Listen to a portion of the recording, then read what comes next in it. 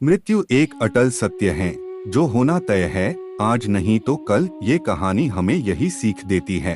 एक राधेश्याम नामक युवक था। स्वभाव का बड़ा ही शांत एवं सुविचारों वाला व्यक्ति था। उसका छोटा सा परिवार था, जिसमें उसके माता पिता, पत्नी एवं 2 बच्चे थे। सभी से वो बेहद प्यार करता था। इसके अलावा वो कृष्ण भक्त था और सभी पर दया भाव रखता था। जरूरतमंद की सेवा करता था, किसी को दुख नहीं देता था। उसके इन्हीं गुणों के कारण श्री कृष्ण उससे बहुत प्रसन्न थे और सदैव उसके साथ रहते थे। और राधेश्याम अपने कृष्ण को देख भी सकता था और बातें भी करता था। इसके बावजूद उसने कभी ईश्वर से कुछ नहीं मांगा। वह बहुत खुश रहता था, क्योंकि ईश्वर हमेशा उसके साथ रहते थे, उसे मार्गदर्शन देते थे। राधेश्याम भी कृष्ण को अपने मित्र की तरह ही पुकारता था और उनसे अपने विचारों को बांटता था। एक दिन राधेश्याम के पिता की तबीयत अचानक खराब हो गई। उन्हें अस्पताल में भर्ती किया गया। उसने सभी डॉक्टर्स के हाथ जोड़े, अपने पिता को बचाने की मिन्नतें की, लेकिन सभी ने उससे कहा कि वो ज्यादा उम्मीद नहीं दे सकते और सभी ने उसे भगवान पर भरोसा रखने को कहा। तभी राधेश्याम को कृष्ण का ख्याल आया और उसने अपने कृष्ण को पुकारा। कृष्ण दौड़े चले आए। राधेश्याम ने कहा, मित्र, तुम तो भगवान हो, मेरे पिता को बचा लो। कृष्ण ने कहा, मित्र, ये मेरे हाथों में नहीं है। अगर मृत्यु का समय होगा तो होना तय है।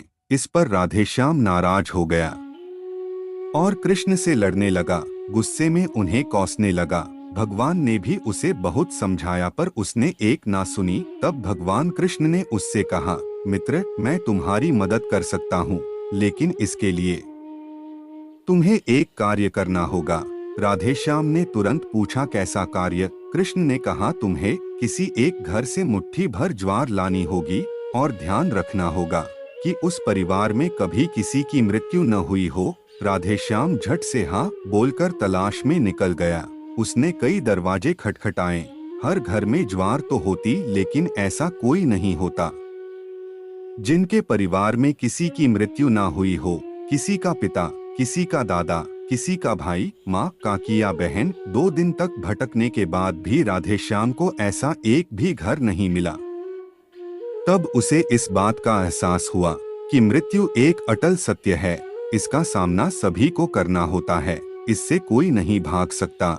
और वो अपने व्यवहार के लिए कृष्ण से क्षमा मांगता है और निर्णय लेता है, जब तक उसके पिता जीवित हैं, उनकी सेवा करेगा। थोड़े दिनों बाद राधेश्याम के पिता स्वर्ग सिधार जाते हैं। उसे दुख तो होता है, लेकिन ईश्वर की दी उस सीख के कारण उसका मन शांत रहता है। दोस्तों, इसी प्रकार हम सभी को इस सच को स्वीकार करना चाहिए कि मृत्यु एक अटल सत्य है। उसे नकारना मूर्खता है।